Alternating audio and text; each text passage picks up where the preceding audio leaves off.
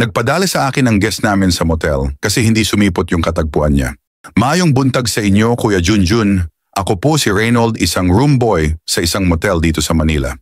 Gusto ko lang po sana mag-share ng kwento ko na hindi ko akalain na mangyayari. Nangyari po ito siguro mga 3 buwan na ang nakakaraan nung may dumating kaming guest na babae na mag-isa lang kasi on the way pa lang daw yung kasama niya.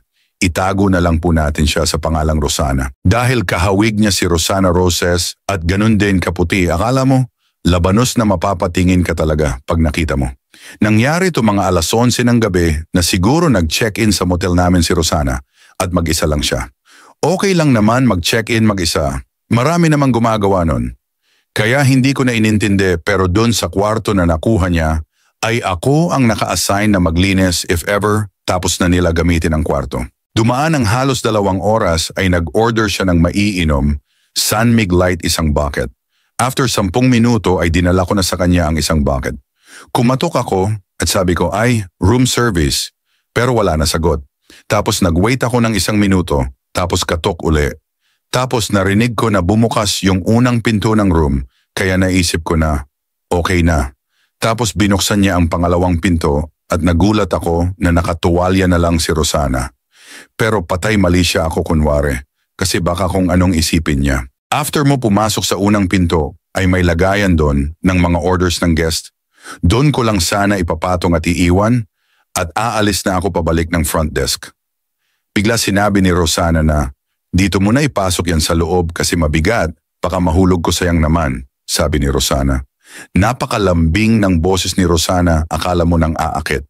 Paglagay ko ng alak ay tinanong ko si Rosana kung may kailangan pa siya. Bumanat si Rosana na, oo sana sir, kaya lang hindi ko alam kung pwede. Sabi ko ano yon? Sabi niya gago kasi yung katagpuan ko inindyan ako. Init na ako, sabi niya. Sabi ko panong init na init ma'am. Sabi niya, ay alam mo na yon. Kung papayag ka, ay sayo ko ilalabas ang init ko. Nagulat ako sa sinabi niyang yon, pero kasi pag titignan mo siya, ay parang bogli na talaga parang uminom ng pampainit. Sabi ko, ay ma'am, baka may makakita sa atin at baka bigla dumating yung katagpuan niyo. Sabi niya, hindi na darating yon, pinaasa nga ako eh. Siyempre ako medyo parang nabubuhayan na ng dugo kasi grabe ba naman ganun ang itsura parang si Rosana Roses?